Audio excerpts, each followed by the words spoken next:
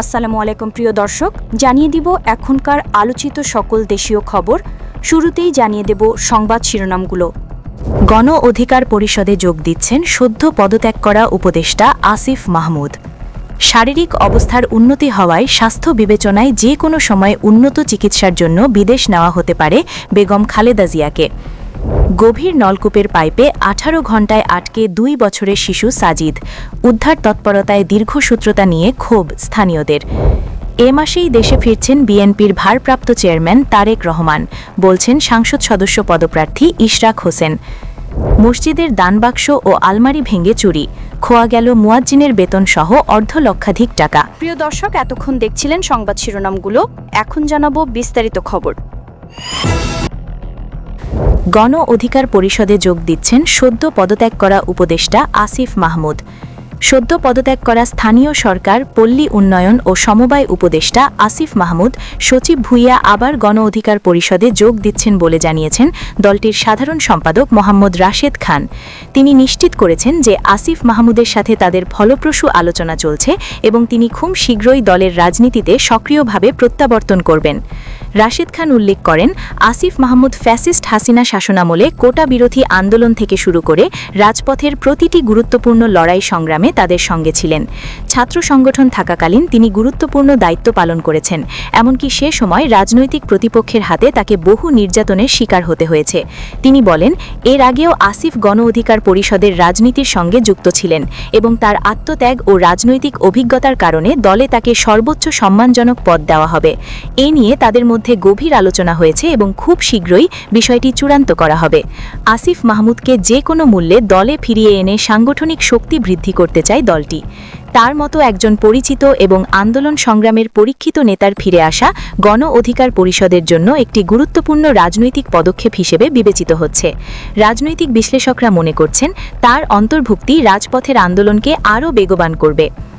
রাজধানীর বসুন্ধরার এভারকেয়ারের coronary care ইউনিটে চিকিৎসাধীন সাবেক প্রধানমন্ত্রী ও বিএনপি চেয়ারপারসন বেগম খালেদা জিয়ার শারীরিক অবস্থার কিছুটা উন্নতি হয়েছে, তবে মেডিকেল বোর্ডের পরামর্শক্রমে তাকে অ্যাডভান্স ট্রিটমেন্ট বা উন্নত চিকিৎসার জন্য লন্ডনে নেওয়া হতে পারে। বেগম জিয়ার ব্যক্তিগত চিকিৎসক অধ্যাপক AZM জাহিদ হোসেন গতকাল রাতে এভারকেয়ারের সামনে এক সংবাদ সম্মেলনে এই তথ্য নিশ্চিত করেন। তিনি জানান, দেশি ও বিদেশি চিকিৎসকদের সমন্বয়ে গঠিত মেডিকেল বোর্ডের সদস্যরা সার্বক্ষণিক তার চিকিৎসা চালিয়ে যাচ্ছেন। তার স্বাস্থ্যের অবস্থা আগের চেয়ে কিছুটা উন্নতির দিকে আছে। জাহিদ হোসেন বলেন, মেডিকেল সায়েন্সের পরিভাষায় তিনি বর্তমানে উন্নত চিকিৎসা নিতে পারছেন এবং তার স্বাস্থ্য বিবেচনায় তাকে যে কোনো সময় দেশের বাইরে স্থানান্তরিত করা হতে পারে। এই মুহূর্তে নির্দিষ্ট তারিখ বলা সম্ভব না হলেও প্রস্তুতি চূড়ান্ত পর্যায়ে রয়েছে। মেডিকেল বোর্ডের সদস্যরা বেগম জিয়ার সুচিকিৎসা নিশ্চিত করতে নির্লসভাবে কাজ করে যাচ্ছেন। তারা নিশ্চিত করেছেন যে এভারকেয়ারে তিনি সর্বোচ্চ চিকিৎসা পাচ্ছেন। লন্ডন থেকে বিএনপির ভারপ্রাপ্ত চেয়ারম্যান তারেক রহমান প্রতিনিয়ত তার স্বাস্থ্যের সার্বক্ষণিক খোঁজ নিচ্ছেন। এছাড়াও সকল রাজনৈতিক দলের নেতারা তার স্বাস্থ্যের বিষয়ে খোঁজ খবর রাখছেন। জানা যায়, দেশি বিদেশি চিকিৎসকের সমন্বয়ে গঠিত মেডিকেল বোর্ড মধ্যরাত পর্যন্ত বৈঠক করেছে। সেই বৈঠকে উপস্থিত অধিকাংশ ডাক্তার মতামত দেন যে বেগম জিয়ার শারীরিক অবস্থা এখন এমন পর্যায়ে পৌঁছেছে যে তিনি এয়ার অ্যাম্বুলেন্সে ফ্লাই করতে পারবেন। যদি পরিবার সিদ্ধান্ত নেয় তবে তাকে লন্ডনে নেওয়া সম্ভব। বোর্ড বৈঠকে চীন থেকে আগত বিশেষজ্ঞ চিকিৎসকরা উন্নত চিকিৎসার জন্য খালেদা জিয়াকে নিয়ে যেতে প্রস্তুতির কথা জানান। লন্ডনের ব্রিজ হসপিটাল থেকে আগত 2 বিশেষজ্ঞ চিকিৎসকও তাকে লন্ডনে নিতে আগ্রহী। তবে সবকিছুই নির্ভর করছে বেগম জিয়ার চূড়ান্ত সিদ্ধান্তের উপর। পরিবারের সিদ্ধান্তই এই ক্ষেত্রে মূল বিষয় হবে বলে জানান খালেদা জিয়ার চিকিৎসায় গঠিত মেডিকেল বোর্ডের একজন সদস্য। বিদেশে নিতে চাইলে দ্রুত এয়ার অ্যাম্বুলেন্সের ব্যবস্থা করা হবে। জানা গেছে, একটি এয়ার অ্যাম্বুলেন্স প্রস্তুত রয়েছে এবং অনুমতির অপেক্ষা করছে। অনুমতি পেলেই অ্যাম্বুলেন্সটি ঢাকায় এসে খালেদা জিয়াকে নিয়ে যাওয়ার প্রক্রিয়া শুরু করবে। উল্লেখ্য, বেশিরভাগ সময় হাসপাতালের শাশুড়ির শয্যা পাশে কাটাচ্ছেন তার পুত্রবধূ বিশিষ্ট চিকিৎসক ডক্টর জুবাইদুর রহমান। তিনি চিকিৎসার সার্বিক প্রক্রিয়া সমন্বয় করছেন। গভীর নলকূপের পাইপে 18 ঘণ্টায় আটকে 2 বছরের শিশু সাজিদ। উদ্ধার তৎপরতায় দীর্ঘসূত্রতা নিয়ে ক্ষোভ স্থানীয়দের। রাজশাহীর তানুরে 2 বছরের শিশু সাজিদের জন্য পুরো গ্রাম যেন উৎকণ্ঠায় সময় পার করছে। 18 ঘণ্টা পেরিয়ে গেলেও গভীর নলকূপের পাইপে আটকে যাওয়ার শিশু সাজিদকে এখনও উদ্ধার করা যায়নি। এই দীর্ঘসূত্রতা নিয়ে স্থানীয়দের মধ্যে তীব্র ক্ষোভের সৃষ্টি হয়েছে। দুপুর 1:15টার দিকে উপজেলার কোয়েলহাট পূর্বপাড়া গ্রামের ধানঘরের মাঠে খেলার সময় হঠাৎ 40 ফুট গভীর একটি গর্তে পড়ে যায় শিশুটি। মাত্র 8 ইঞ্চি ব্যাসার্ধের সেই অন্ধকার গর্তে পড়ে যাওয়া ছোট্ট শিশুটিকে উদ্ধারে ফায়ার সার্ভিসের 5টি ইউনিট ঘটনাস্থলে এসে চেষ্টা চালিয়ে যাচ্ছে। ফায়ার সার্ভিসের কর্মীরা প্রাথমিক ধাপ পেরিয়ে বুঝতে পারেন যে এক্সকেভেটর দিয়ে মাটি সরানো ছাড়া শিশু সাজিদকে উদ্ধার করা সম্ভব হবে না।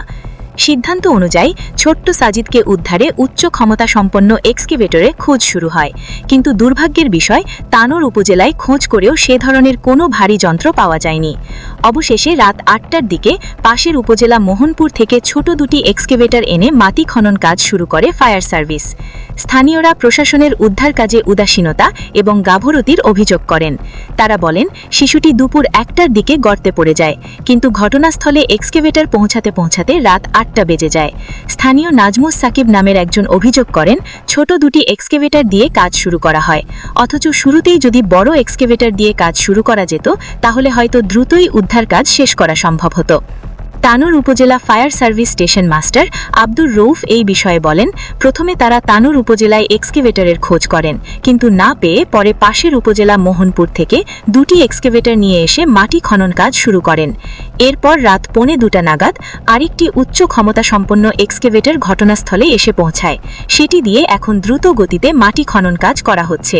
তিনি আশা প্রকাশ করেন আর কয়েক ঘন্টার মধ্যে তারা উদ্ধার কাজ সম্পন্ন করতে পারবেন। এ মাসেই দেশে ফিরছেন বিএনপির ভারপ্রাপ্ত চেয়ারম্যান তারেক রহমান, বলছেন সংসদ সদস্য পদপ্রার্থী ইশরাক হোসেন। বিএনপির ভারপ্রাপ্ত চেয়ারম্যান তারেক রহমান এই মাসেই দেশে ফিরবেন বলে জানিয়েছেন ঢাকা 6 আসনের দলটির সংসদ সদস্য পদপ্রার্থী ইশরাক হোসেন। তিনি বলেন, এই মাসেই আমাদের নেতা তারেক রহমানের বাংলাদেশে বহুল প্রতীক্ষিত প্রত্যাবর্তন ঘটবে।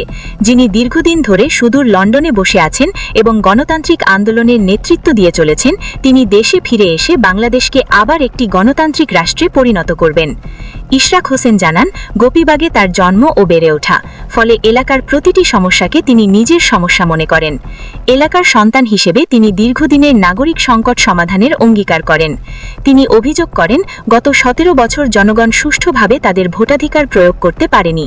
বিচার ব্যবস্থা সহ পুরো রাষ্ট্রযন্ত্র ক্ষতিগ্রস্ত হয়েছে।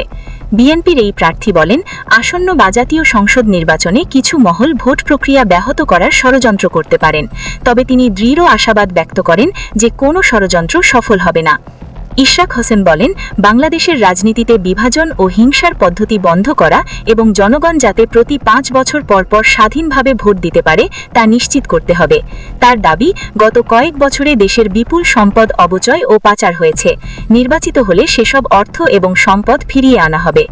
এলাকার সমস্যার কথা তুলে ধরে তিনি বলেন, ওয়ারীতে রাস্তাঘাটের জীর্ণদশা, গ্যাস সংকট, নাগরিক সেবার ঘাটতি, ঝুঁকিপূর্ণ বৈদ্যুতিক তার, নারীদের জন্য নিরাপদ পরিবেশের অভাব সহ বিভিন্ন সমস্যা রয়েছে। তিনি জানান, তিতাস গ্যাস কর্তৃপক্ষের সাথে ইতোমধ্যে আলোচনা এবং সমস্যা সমাধানের জন্য চাপ সৃষ্টি করা হয়েছে। সিংগাইর থানা কেন্দ্রীয় জামে মসজিদে চুরির ঘটনা ঘটেছে। এ সময় মসজিদের দানবাক্স ও আলমারি ভেঙে মুয়াজ্জিনের বেতন সহ নগদ টাকা লুটের অভিযোগ উঠেছে। পুলিশের পক্ষ থেকে জানানো হয়েছে, তারা বিষয়টি গুরুত্ব সহকারে খতিয়ে দেখছেন। আজ সকালে চুরির বিষয়টি নিশ্চিত করেছেন মসজিদের ক্যাশিয়ার মোহাম্মদ আতাউর রহমান। এর আগে দিবাগত রাতে কোনো এক সময় এই ঘটনা ঘটে। পরে বুধবার ফজরের নামাজের সময় চুরির বিষয়টি জানাজানি হয়। মোহাম্মদ আতাউর রহমান বলেন, প্রায় 3 মাস ধরে মসজিদের দানবাক্স খোলা হয়নি।